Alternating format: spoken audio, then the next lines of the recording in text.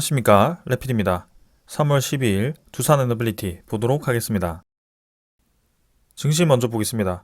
코스피 0.83% 상승했고요. 코스닥은 1.5% 상승했습니다. 양증시 상승으로 마무리되었고요. 코스피는 3,700억 매도했고요. 외국인 투자자, 기관 투자자는 5천억 정도 매수했습니다. 코스닥은 외국인 투자자 1,200억 매수했고요. 기관 투자자 250억 매수했습니다. 계속해서 비슷한 위치로 지금 지수가 형성이 되고 있고요. 코스피는 다시 한번 상승을 하면서 고점을 테스트를 하고 있습니다. 근래 들어서는 2680선을 굉장히 많이 살펴보는 것 같고요. 여기서 수렴을 하면서 주가가 계속 이렇게 모여 있는 것 같습니다. 그래서 수렴을 끝내고 이번 주에는 좀 치고 나갈 것인지 좀 지켜볼 거고요. 마찬가지로 물가 지표에 따라서 좀 이 움직임이 결정이 될 것 같습니다. 코스닥 같은 경우는 양봉을 띄우면서 고점 부분까지 올라왔습니다. 코스피와 비슷하게 형성이 되고 있고요. 조금 이제 눌러지는 듯 하면서도 코스닥도 다시 한번 상승 불씨를 살려서 올라와 주고 있습니다. 그래서 2차 전지에 대한 힘이 좀 빠지면서 떨어졌던 그 수급이 다시 2차 전지로 몰리기 시작하면서 좀 올라가는 모습이고요. 아무래도 물가 지표가 안정된다라고 하면 금리 인하가 시작될 것이기 때문에 거기에 대해서 증시가 좀 긍정적으로 움직일 수 있을 것 같습니다. 그래서 코스피, 코스닥 일단은 좋게 진행이 되었습니다. 투자 수급은 기관 투자자가 5천억 코스피에서 매수를 했고요. 외국인 투자자는 오히려 이제 매도를 했습니다. 그래서 3월 6일부터는 외국인 투자자가 코스피에서 이탈을 하기 시작했다라고 봐도 무방합니다. 그래서 이번 주 목요일까지는 좀 이런 추세가 이어질 수 있을 것 같고요. 기관 투자자 같은 경우는 금융 투자 위주로의 매수기 때문에 크게 매수 없다라고 보셔도 될 것 같습니다. 그래서 사실상 금융 투자를 제외하고는 코스피에 좀 이 수급이 들어오지 않고 있다라고 좀 봐도 될 것 같고요. 이게 이제 3월 중순 이후에도 이렇게 이제 수급이 좀 빠진다라고 한다면 조금은 지수가 상승을 멈출 가능성도 있어 보입니다. 그러나 만약에라도 물가 지표가 좋게 나온다면 긍정적인 흐름이 나올 겁니다. 환율 같은 경우는 1.5원 정도 하락했고요. 1311원으로 어제보다 추가적인 하락을 진행했습니다. 그래서 아랫꼬리를 계속 달면서 추가적인 하락 나오고 있고요. 아랫꼬리를 점점 메워주는 그런 하락세가 이어지고 있습니다. 그래서 곧 발표될 그런 물가 지표에 대해서 시장은 충분히 이 인플레이션이 안정화되고 있다고 판단을 하는 것 같고요. 여기에 대해서 환율은 떨어지고 증시는 올라가는 흐름이 만들어지고 있습니다. 해외 증시 같은 경우도 나스닥, 다우 조금 보합 수준으로 진행되었고요. 마찬가지로 아시아 증시도 다 보합 수준으로 마무리가 되었습니다. 그래서 오늘은 특별하게 움직임은 없었던 것 같습니다. 지수 선물은 미국 증시 상승 진행 중이고요. 유럽 증시도 크게 올라가지는 못하지만 0.7% 정도 하락 중입니다. 전반적으로는 지금 증시들이 상승하는 것처럼 보이긴 하는데요. 일단 유로톡스는 하락으로 이렇게 집계가 되고 있네요. 조금 이게 포인트가 좀 이상한 것 같은데 한번 지켜보겠습니다. 자, 그래서 일단은 내일까지 시장을 한번 보고 우리도 내일은 옵션 만기 하루 전이기 때문에 변수가 있을 수 있기 때문에 천천히 보겠습니다. 원자재 가격은 마찬가지 비슷하게 움직이고 있습니다. 크게 변화 없기 때문에 넘어가겠습니다. 채권금리도 4.09% 정도로 진행 중이고요. 10년물 국채금리 바닥 근처에서 횡보를 하고 있습니다. 그래서 점점 이제 떨어지는 분위기가 형성이 되고 있고 여기서 추가적인 하락이 나올지는 계속해서 지켜보겠습니다. 그래서 특별하게 오늘은 중요한 사항이 없기 때문에 빠르게 넘어가도록 하겠습니다. 종목으로 넘어가겠습니다. 두산 에너빌리티 보겠습니다. 오늘 310원 상승했고요. 1.8% 상승했습니다. 17,030원으로 마무리되었습니다. 오늘 크게 상승 없이 진행되었고요. 혼조세로 마무리되다가 마지막에 이제 상승으로 마무리가 되었습니다. 시간의 거래는 전날보다 좀 많이 줄어서 17,030원으로 동일하게 진행이 되었고요. 마찬가지로 관련 테마들도 큰 상승 없지만 적절하게 보합 수준으로 다 마무리를 한 것 같습니다. 일단 두산 에너빌리티만 본다면 17,000원을 간만에 정말 오랜만에 돌파를 해서 마무리를 했고요. 3월 11일 어제도 17,000원을 넘어서는 주가가 형성이 되었지만 종가 기준으로는 넘지는 못했습니다. 그러나 17,000원을 이제 넘어서 마무리가 되었습니다. 어제 이제 거래량이 터졌죠. 근데 아직까지 그 이유에 대해서는 오픈이 되지 않았고요. 오늘도 거래가 800만 주 정도로 평소보다는 훨씬 많은 거래가 이루어졌습니다. 그러나 이제 전날 이렇게 힘이 실렸던 모습에 대비해서 절반 이하의 거래량이 좀 나오면서 조금 이제 쉬어가는 듯한 모습인데요. 제가 강조드린 것은 이 거래량의 피크가 한 번에 끝나지 않고 윗꼬리를 메워주면서 거래량을 살리면서 다시 한번 좀 거래가 터져줘야 된다라고 말씀을 드렸습니다. 그래서 본격적인 상승이라고 얘기하기에는 아직까지는 어렵다라고 볼 수 있고, 여기서 이제 주가를 유지를 하더라도 다시 한번 피크가 터지는 그 거래량이 나오는지를 좀 지켜봐야 될 것 같습니다. 일단 윗꼬리를 메워주면서 추가적인 상승을 한 것은 긍정적으로 보여지고요. 그리고 거래량이 평소보다 훨씬 많은 수준으로 유지를 하고 있다는 것도 긍정적으로 보고 있습니다. 그래서 점진적으로 올라가는 이 추세도 적절하게 유지되고 있기 때문에 이 두산 에너빌리티에 대한 상승세가 이번 주 계속 이어질지 좀 지켜보겠습니다. 옵션 만기까지 좀 상승이 이어진다라고 한다면 그 옵션 만기 이후에도 이 상승세가 유지가 되는지 좀 지켜봐야 될 것 같고요. 그리고 어제 그리고 기관 투자자, 외국인 투자자가 많이 들어온 이유가 무엇인지도 좀 살펴봐야 되는 그런 상황입니다. 자, 분위기는 나쁘지 않은 것 같고요. 정말 오랜만에 17,000원 회복하면서 이전에 하락할 때의 그 갭을 다 메워준 것 같습니다. 그래서 이제 새로운 박스권 안으로 들어왔고요. 그 박스권의 상단 라인, 2만원대 라인, 19,000원대 라인을 좀 돌파를 해주면서 이제는 이 지루한 횡보를 좀 벗어나는 그런 흐름이 나왔으면 합니다. 그래서 이때 블록딜부터 시작해서 고점을 한번 찍고 쭉 떨어지고부터는 두산 에너빌리티가 계속 이제 좀 지루한 횡보 구간을 겪어왔는데요. 이제는 좀 이 구간을 벗어나서 좀 올라갔으면 하는 바람입니다. 자, 그래서 다시 한번 17,000원이 왔고요. 내일 그리고 이번 주 시장 어떻게 진행되는지 지켜보겠습니다. 투자 수급은 기관 투자자가 100만 주, 109만 주 정도 매수를 하면서 어제 이어서 오늘도 많은 매수를 해주었습니다.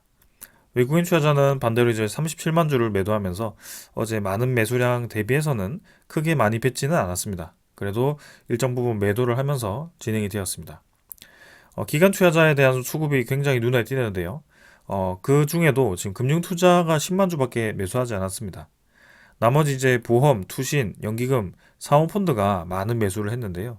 특히 투신 투자자가 23만 8천 주, 어제에 이어서 오늘도 많은 매수를 했고, 연기금 투자자도 35만 주 매수, 사모펀드도 31만 주를 매수하면서 지금 이제 이 기관 투자자에 대한 수급이 상당히 강하게 들어오고 있다라고 볼 수 있을 것 같습니다. 그래서 보통 이제 외국인 투자자보다 이 기관 투자자에 대한 매수가 붙었을 때 좀 주가가 올라가는 경향이 있는데요. 지금 확실히 이 투신, 연기금, 사모펀드가 강하게 지금 들어오는 이유가 무엇인가에 대해서 좀 생각을 해보고 있습니다. 그러나 아직까지 제가 서칭을 해보았을 때는 여기에 대한 이 소식이 오픈이 되지는 않은 것 같습니다. 그래서 지금 공격적인 이 매수 이유가 분명히 있을 텐데요. 단순히 옵션 만기 때문에 이런 매수를 할 것 같지는 않습니다.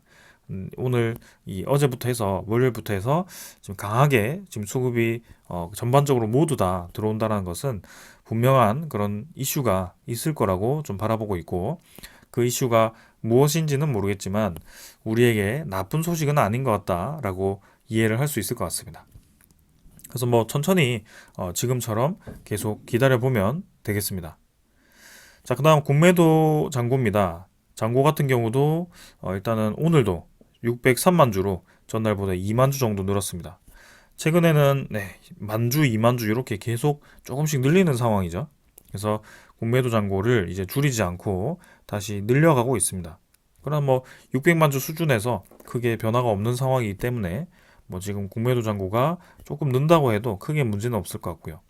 이 잔고를 결국에는 공매도 이 금지가 끝날 때까지 결국에는 버티다가 그때 다시 공매도를 진행을 시킬 것인지 뭐 그런 것들도 지켜보겠습니다. 그래서 요 대부분의 물량이 지금 아직도 대량 보유자인 모건셀리 위주로의 물량이기 때문에 그 모건셀리가 어떻게 움직이는지를 주시를 좀 하고 있습니다. 오늘 같은 경우도 사실 모건셀리에 대한 그 관련 물량은 JP모건이죠. 15만 주를 오히려 매도를 했습니다. 그래서 메릴린치도 3만 5천 주를 매도를 했고요. 모건스탠리는 직접적으로 나오지는 않았습니다. 신한증권은 뭐 골고루 매수 매도에 반복되어 있었고요. 어제 같은 경우는 반대로 모건스탠리, JP모건, 신한증권이 많은 매수를 진행하면서 외국인 투자자의 한 절반 이상을 이 물량을 확보한 것으로 보여집니다. 그래서 이 모건스탠리가 공매도 잔고를 어떻게 활용하는지도 계속해서 모니터링을 해보겠습니다. 자, 그 다음 이제 대차 잔고도 살펴보겠습니다. 대차 잔고도 최근에 공매도 잔고와 마찬가지로 체결과 상환이 뭐 크게 변하지 않는 선에서 왔다 갔다 하고 있습니다. 그래서 크게 지금 의미가 없는 이 움직임이 나오고 있고요. 2,370만 주 정도로 대차 잔고는 뭐 멈춰 있는 그런 상황입니다. 그래서 지금도 우리가 주시를 계속하고 있지만 아직까지는 의미 있는 데이터가 나오지는 않았다. 추정 물량이 37만 주 매도, 그다음에 당일 물량이 28만 주 매도로 일단 9만 주 정도 차이가 났지만 매도를 하긴 했습니다. 그러나 어제도 워낙 많은 매수를 진행했기 때문에 벌써 차이가 200만 주 정도 되죠. 그래서 여전히 이제 외국인 투자자 보유율이 높게 유지가 되고 있고요. 지금 이제 외국인 투자자도 연일 매수를 계속 강하게 하면서 최고의 지분율을 이렇게 달성을 했지만 오늘 어제 눈에 띄는 것은 확실히 이 기관 투자자가 골고루 특히 투신, 사모펀드 이 두 투자자가 뭔가 냄새를 맡고 들어왔다라는 생각이 좀 듭니다. 그래서 어떤 이유인지 계속해서 저도 찾아보고 찾아지면 여러분들께 바로 말씀을 드리도록 하겠습니다. 자, 그래서 오늘 뭐 더 볼 거는 없을 것 같고요. 차곡차곡 우리가 원하는 방향대로 진행이 되고 있기는 합니다. 그래서 우리가 원하는 소식들이 아주 시원시원하게 나오지는 않고 있지만 뭔가 모르게 두산 아나빌리티의 주가가 조금씩은 우상향을 해 가고 있는 것 같습니다. 우리의 목적지까지는 아직 주가가 한참 밑에 있지만 분명히 그 목적지까지의 움직임이 올해는 나올 거라고 저는 생각을 하고 있고요. 길게 가져가 봤을 때 두산 에너빌리티가 나쁘지 않은 투자이다라고 좀 말씀을 드리고 싶고 증명을 한번 해 보이고 싶습니다. 그래서 일단 계속해서 거기에 대해서 말씀을 드릴 거고요. 두산 에너빌리티를 왜 투자하는지에 대해서 계속 생각을 해보시면 좋을 것 같습니다. 자, 오늘 이제 전해드릴 소식인데요. 11차 전력 수급 기본 계획에 대해서 계속해서 언급이 되고 있습니다. 그래서 오늘도 이 소식이 나왔는데 정부에서 11차 전력 수급 기본 계획을 총선 이후로 연기할 수 있다라는 얘기가 나왔습니다. 이건 이제 어제도 제가 말씀드렸던 것 같고요. 뭔가 이 공식적인 발표는 안 나오는데 계속해서 이런 찌라시 같은 그런 소식들이 좀 나옵니다. 이번에는 이제 신규 대형 원전을 제외하고 SMR을 반영했다라는 소식이 좀 있죠. 그래서 700메가와트 규모로 포함이 되었다라는 그런 얘기가 있습니다. 신규 대형 원전도 2기에서 4기까지 추가 건립을 할 거다 이런 얘기인데요.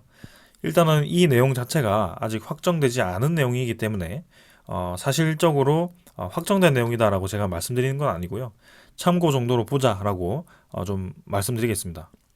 그래서 하도 요새 이런 좀 찌라시 같은 소식들이 많기 때문에 여러분들도 혼동이 강할 것 같고요. 일단은 11차 전력 수급 기본 계획에 그런 이제 밑그림을 한번 보자라는 뜻에서 좀 살펴보겠습니다. 자, 최소 2기에서 4기 정도의 대형 원전은 우리도 뭐 많이 분석을 해서 알고 있습니다. 그래서 우리나라의 데이터 센터가 많이 늘어나고 원자력 발전이 아니면은 그런 이제 24시간 동안 안정적인 전력 공급이 이 부족한 상황이죠.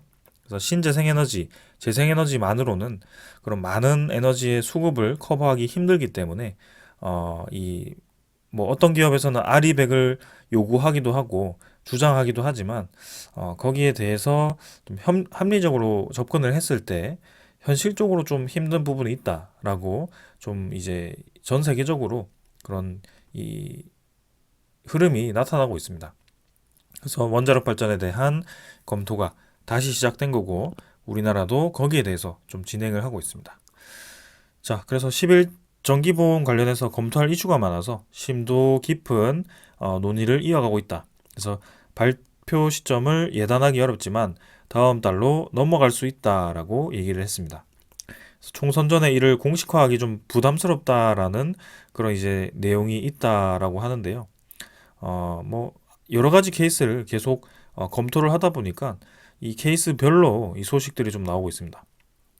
근데 지금 가장 눈에 띄는 것이 이제 SMR 설비죠. 700메가와트 규모로 반영할 거다. 그래서 요 700메가와트급이 뉴스케일 파워 SMR이냐 아니면 우리나라의 ISMR이냐 그 두 개 중에 하나일 것 같고요. 아니면 두 개 다일 수도 있을 것 같습니다. 왜냐하면 뉴스케일 파워의 모델 하나는 460메가와트급이기 때문에 나머지 이 ISMR에 대해서 절반 정도로 또 줄 수도 있거든요. 그래서 이 두 가지 모두 실증 단지를 건설을 하고 국내에서 실증을 할 수도 있을 것 같습니다. 이 SMR에 대해서 극구 반대하는 사람들이 다른 나라에서도 검증되지 않은 걸 우리나라에 들고 온다. 뭐 이런 얘기를 하기도 하는데요. 사실 우리나라도 마찬가지죠. ISMR을 다른 나라에 설치하기 위해서 우리나라에 검증을 해야 됩니다. 뉴스케일 파워 모델도 마찬가지입니다. 네, 미국 내에 이제 첫 모델을 설치하려다가 좀 이제 이 그 아이다호주의 전력 수요가 부족하면서 그 사업이 이제 무산이 되었는데요. 사실 이제 뉴스케일 파워가 최근에 올라가는 그 주가에 의하면 아마 데이터 센터와 SMR을 연관짓는 그런 이제 이 움직임이 굉장히 강하게 나오고 있다는 거죠. 그래서 이전에도 뭐 이 SMR과 연계된 그런 이 데이터 센터와 연계된 그런 이 프로젝트들이 언급이 되었었기 때문에 뉴스케일 파워도 충분히 그렇게 이 대형 수주를 할 수 있다라고 생각을 하는데요. 그런 면에서 이 우리나라에도 이제 그런 쪽으로 이제 건설을 하는 것도 뭐 나쁘지 않다라고 생각을 합니다. 그래서 일단 SMR이 11차 전력 소급 개봉 계획에 포함이 되었다라는 것이 중요한 내용인 것 같습니다. 자, 그리고 이제 LNG 발전이 11차 전기분에서는 예상보다 감소할 것 같습니다. 그래서 집단 에너지가 새롭게 편입한다라고 하는데요. 어, 집단 에너지에는 열 병합 발전소, 열 전용 보일러 등 한 개수 이상의 에너지 생산 시설에서 생산되는 열과 전기를 수거, 상업 또는 산업단지에 일괄적으로 공급한다라고 합니다. 그래서 집단 에너지에 대해서 네, 이렇게 새롭게 편입이 되고 그리고 양수 발전에 대해서도 네, 이렇게 확대가 된다라고 합니다. 그래서 이 SMR, LNG, 양수 발전, 뭐 집단 에너지, 대형 원전 요거 모두 다 두산 에너빌리티가 포함될 수밖에 없거든요. 그래서 저는 이 11차 전력 소급 개봉 계획에 두산 에너빌리티가 반드시 포함된다라고 말씀드리고 싶습니다. 그래서 우리가 이 우리나라뿐만이 아니고 해외에서도 지금 에너지 플랜트가 많이 필요한데요. 그 두산 에너빌리티의 역할을 기대하고 그 수주에 대한 규모를 생각한다면 현재 시가총액 11조인가요? 네, 그 정도는 충분히 싸다, 저렴하다라고 볼 수가 있을 것 같습니다. 그래서 이제 주가를 누르는 그런 이 소스들이 하나씩 이 해결이 되면서 좀 다시 상승을 하는데요. 추가적인 상승을 또 기대를 해보겠습니다. 자, 그리고 산업부에서는 이 11차 전력 수급 기본 계획이 총선 이후에 나온다라고 발표가 된 거에 대해서 부정을 했습니다. 그래서 검토가 끝나는 대로 발표 예정이다라고 아직도 이렇게 미지수로 남겨두었습니다. 그래서 총선 전후로 발표될 수도 있기 때문에 일단은 기다려 보겠습니다. 뭐 발표한다라고 해도 총선 바로 전에 발표할 것 같지는 않고요. 그렇다고 한다면 3월에 발표되거나 5월에 발표되거나 뭐 그 정도일 것 같습니다.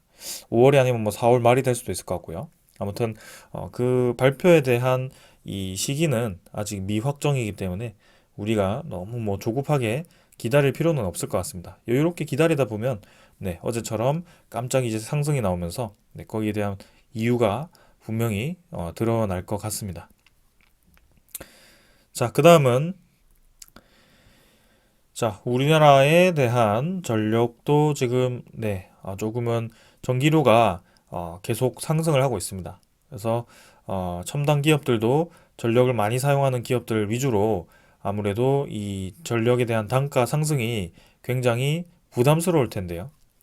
삼성전자, SK하이닉스, 삼성 디스플레이 이렇게 굉장히 디스플레이와 반도체 단지가 많은 전력을 사용한다는 것을 볼 수가 있습니다. 자동차와 SK텔레콤 뭐 이런 기업들과는 차원이 다른 그런 전력을 사용하고 있는데요. 그렇기 때문에 전기료가 10% 오를 때마다 이 삼성전자, SK하이닉스, 삼성 디스플레이는 많은 손해를 볼 수밖에 없는 그런 상황입니다. 그래서 지금 이달 중순에 2분기 전기요금을 발표할 거고요. 지난해 3분기, 4분기에 흑자 전환했지만 일단은 3분기에 또 요금 인상을 할 수 있다라는 그런 전망이 우세하다라고 합니다. 그래서 재무에 대한 위기가 아직 해결되지 않았기 때문에 계속해서 이제 전기료를 높이는 그런 상황인데요. 요거는 우리나라뿐만이 아니고 대만도 마찬가지고요. 그리고 이 탈원전을 했던 그런 독일도 전기료가 상당히 비쌉니다. 그래서 그런 면에서 보면 산업 전기료를 싸게 하기 위해서는 확실히 탈원전에 대한 그런 부작용이 있다라고 볼 수밖에 없는데요. 원자력 에너지가 싸다라는 것은 기정사실인 것 같습니다. 그래서 거기에 대해서 반박을 할 수는 없을 것 같고요.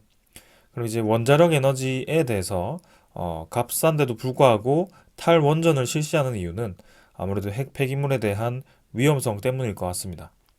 그래서 안전성인가 아니면 경제성인가를 이제 무게를 두고 좀 이 저울질을 하는 그런 상황에서 최근에는 이 안정성에서 경제성으로 조금 더 힘이 실리는 그런 모습입니다. 그렇다고 안정성에 대해서 무조건 무시하자라고 하는 것이 아니죠. 그래서 후쿠시마 원전 때문에 좀 이제 그런 사고가 크게 나서 좀 전 세계적으로 이제 이 핵 에너지에 대한 반발감이 커졌는데요. 사실 후쿠시마 원전은 이 일본에서 원자력 발전을 최대한 살리려고 끝까지 이제 원자로를 끄지 않고 좀 버티다가 이제 제어를 할 수 없는 상황이 되었고 그렇게 이제 변압기가 물에 잠기면서 그런 이제 전기가 끊어지면서 예비 전력도 모두 끊긴 상황. 그래서 수소 폭발을 하게 되는 그런 안타까운 사건이 있었습니다. 그래서 우리나라 같은 경우는 일본처럼 사실상 이제 그런 지진 해일이 크게 날 수 있는 확률이 상대적으로 적고요. 그리고 이 그런 예비 전력 자체가 개수가 지금 해외보다 훨씬 많습니다. 그래서 과할 정도로 지금 설치를 해놓았고, 그리고 그런 이제 사고에 대한 이 경험들을 이제 미리 학습을 함으로써 또 이제 사고에 발생을 했을 때 바로바로 이제 대처할 수 있는 그런 상황을 충분히 겪을 수 있을 겁니다. 그래서 지금은 경제성이 조금 더 중요한 시기라고 하는 것이 전력 수요가 계속해서 높아지고 있는 상황입니다. 우리가 지금 4차 산업혁명이 벌어지면서 대표적인 키워드들이 AI, 그 다음에 로봇, 그 다음에 전기자동차, 이런 식으로 이제 진행이 되고 있고요. 요 안에 들어가는 것이 다 반도체, 칩이죠. 반도체 칩, 그런 것들이 다 들어가게 되고요. 뭐 거기에 이제 들어가는 그런 기구품들, 뭐 장비들, 이런 것들을 다 생산을 해야 됩니다. 그래서 이런 이 새로운 패러다임들이 만들어지면서 완전히 산업이 새로 생산을 해야 되는 그런 상황 속에 공장도 계속 증설을 하고 생산량도 계속 늘리고 그리고 이 전기차라는 것도 지금 전체로 기름으로 다 돌리던 거를 이제 전기로 다 충전해서 돌려야 됩니다. 그러면 이 전기 수요가 당연히 늘어날 수밖에 없는 그런 상황입니다. 자, 그렇기 때문에 점점 더 전력이 많이 필요하고 안정적인 전력 생산이 필요하다라는 것을 우리도 알 수 있고, 그리고 가장 중요한 것은 경제적으로 에너지를 생산해야 된다라는 것입니다. 자, 그래서 우리나라가 그 기로에 서 있는 상황 속에 지금 이제 이 재생에너지에 대한 중요성도 분명히 인정하고 있습니다. 그러나 지금 재생에너지가 가지는 이 한계는 분명히 있습니다. 제주도에는 이미 많은 풍력 에너지가 있지만 3일에 한 번씩 풍력 에너지가 지금 발전을 멈추고 있다고 하고요. 거기에 대한 가장 큰 이유는 출력 제한입니다. 그래서 신재생 에너지의 가장 큰 단점이 내가 원하지 않을 때 출력이 많이 높게 나왔을 때 출력 제한을 할 수밖에 없다라는 것입니다. 재생에너지가 기후에 영향을 많이 받기 때문에 바람이 언제 많이 불지, 바람이 어느 방향으로 불지, 태양이 효율이 언제 좋을지, 네, 그런 것들을 예측하기가 어렵다는 거죠. 그렇기 때문에 발전량이 많을 때는 엄청 많고 발전량이 적을 때는 엄청 적고 이런 상황이 지금 만들어진다는 것입니다. 점점 더 그런 이 내용들이 늘어나기 때문에 이 예상을 하기가 어렵다는 거죠. 그래서 사실상 이 일정 이상의 비중으로 저런 신재생에너지를 가져갔을 때는 이 전력 이 시스템에 상당히 혼란을 줄 수밖에 없습니다. 그래서 비싼 돈을 주고 이제 ESS라는 그런 저장 장치를 빨리 만들어야 되는데요. 이게 보통 일이 아니죠. 그래서 이런 비용과 그런 것들 다 합친다면 신재생에너지에 대한 비용은 훨씬 더 증가할 수밖에 없습니다. 그래서 그냥 뭐 메가와트급으로 저장하는 게 아니고 수십 기가와트를 아마 이 저장을 해야 되는 그런 상황 속에 네, 저 ESS라는 역할을 어떻게 할 수 있을지 그런 것들도 좀 지켜봐야 될 것 같습니다. 자, 그래서 저번에도 한번 말씀드렸지만, 우리가 지금 에너지를 안정적으로 네, 계속 이제 여기를 이제 시간이라고 하고요. 여기를 이제 에너지 양이라고 합시다. 에너지 양. 그래서 시간의 변화에 크게 다르지 않게 안정적으로 생산할 수 있는 것이 이제 뭐 석탄 발전소가 있을 것 같고요. 그다음에 뭐 LNG 발전소가 있을 것 같고요. 뭐 열 병합도 마찬가지인 것 같고, 그다음에 이제 원전 발전이 여기에 해당되는 것 같습니다. 근데 대신에 이제 뭐 태양광 같은 경우는 효율이 이제 뭐 이렇게 많이 깔아가지고 똑같이 가다가도 갑자기 이제 뚝 떨어진다는 거죠. 그게 언제죠? 네, 저녁입니다. 밤 시간에 뚝 떨어졌다가 낮 시간에 이제 다시 올라왔다가 이렇게 극단적으로 계속 이제 주기적으로 움직일 거고요. 그럼 요때 이제 뭐 다른 에너지를 이용해서 공백을 메우겠지만 그 이 절대적인 이 에너지 양이 커질수록 그 공백이 커진다라고 볼 수밖에 없습니다. 그 풍력도 마찬가지죠. 풍력은 더 할 수도 있습니다. 바람 방향이 일정하지 않다면 계속해서 그 바람 방향에 따라 효율이 달라질 거고 계속 이런 들쭉날쭉한 그래프를 그릴 겁니다. 그래서 여기에 따라 여기 갑자기 출력 조절을 하자. 그래서 다른 에너지를 낮췄다가 여기 또 부족하다. 출력을 올리자. 그래서 다시 올렸다가 네. 그래서 안정적인 에너지를 여기에 맞게 이렇게 같이 흔들어 주는 겁니다. 그게 이제 출력 조절이라고 하는 거고요. 그래서 총 에너지를 계속 맞추기 위해서 이렇게 무리한 전력 이 제한을 해야 되는 그런 상황이 만들어지는 것입니다. 그래서 이 아리백이라고 하는 것이 사실상 애플이 아리백을 하긴 했지만 이 애플 자체는 사실 생산 시설을 자가 기업 내에 두지 않고 있습니다. 의뢰를 하는 업체이기 때문에 아리백을 달성하기 굉장히 쉽거든요. 네. 그래서 사무실만 있는 기업들이 당연히 아리백을 달성하기 굉장히 쉬울 겁니다. 재생에너지만 뭐 해가지고 뭐 노트북 돌리는데 얼마나 많은 전력이 들겠습니까? 근데 요게 아니고 이제 장비가 돌아가고 대형 장비가 돌아가고 뭐 쿨링 그죠? 물 이 라인 돌아가고 뭐 펌핑 라인 돌아가고 이런 이제 반도체 단지들 24시간 동안 계속 돌아가야 되는 그런 대형 반도체 단지들은 도저히 이 아리백으로는 감당하기가 쉽지 않을 거라고 저는 보고 있습니다. 아까 보았듯이 삼성전자, SK하이닉스, 삼성 디스플레이 연간 소모 전력을 보셨잖아요. 저거를 신재생에너지로 다 돌린다는 것은 말도 안 되는 얘기거든요. 자, 그래서 사실 이 아리백이라는 것 자체가 국가적으로 강제된 게 아닙니다. 한 기업이 본인이 아리백 달성하기 쉬워서 기업 이미지 좋게 하기 위해서 아리백 달성해서 딴데 아리백 안 하면 네, 납품 줄이겠다.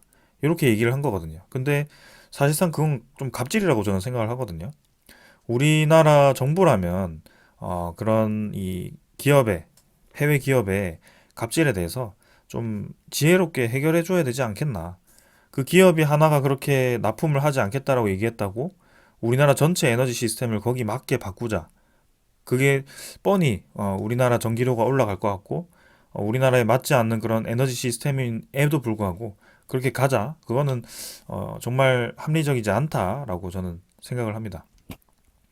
아무튼 네, 두산 에너빌리티가 지금 향하고 있는 그 방향, 그리고 우리나라 에너지 시스템, 그리고 해외 에너지 수요를 본다면 다 연결이 되어 있는 것 같습니다. 그래서 두산 에너빌리티는 충분히 거기에 대해서 준비가 되어 있고, 네, 세계 시장이 어디로 향하는지도 이미 정해진 것 같습니다. 그래서 우리나라에 대해서만 좀 불확실한 그런 상황 속에 우리나라의 그 정책만 확실히 정해진다면 두산 에너빌리티는 날개를 달지 않을까라는 그런 생각을 좀 하고 있고요. 그 시기가 올해 중반에는 좀 결정이 났으면 하는 그런 바람입니다. 자, 그래서 두산 에너빌리티 어제도 사우디 발 관련 굉장히 큰 소식이 하나 나왔고요. 규모는 적지만 장기적으로 계속 수주할 수 있는 그런 소스가 나왔고요. 이 LNG 제외하고도 사실 해수 담수화 플랜트라든지 SMR이라든지 사우디와 협력할 수 있는 그런 이 관계가 굉장히 큽니다. 점점 더 네, 그런 소식들이 나올 거기 때문에 천천히 살펴보면 되겠습니다. 그래서 지금 이제 주가 좀 올라와서 다시 내리겠거니 팔아버릴까 고민하시는 분들 많을 것 같습니다. 근데 특히 코스피가 이제 올라갈 만한 그런 대목에 있고 이제 두산 에너빌리티도 올라왔습니다. 그래서 지금 매도하는 것은 정말 저는 좋지 않다. 타이밍이 좋지 않다. 매도를 하려고 해도 코스피가 이제 본격적으로 올라가려고 이제 딱 이렇게 자리를 잡아놨는데, 그리고 물가지표가 안정화되고 금리가 인하하려고 하고 있는데 그때 투자를 끝낸다. 이거는 말도 안 되는 것 같습니다. 적어도 올해까지는 좀 같이 가져가보고 사이클이 어떻게 향하는지 좀 지켜보시고, 네, 어느 정도 주가가 올라왔을 때는 매도하셔도 저는 뭐 할 말은 없을 것 같습니다. 그래서 일단은 목표하는 가격까지 계속 가볼 거고요. 저는 적어도 두산 에너빌리티가 현재 시가총액보다 2배 이상은 가야 되지 않나라는 생각을 가지고 있기 때문에 그때까지 계속 지켜보겠습니다. 저는 여기까지 하고 마무리하겠습니다. 감사합니다.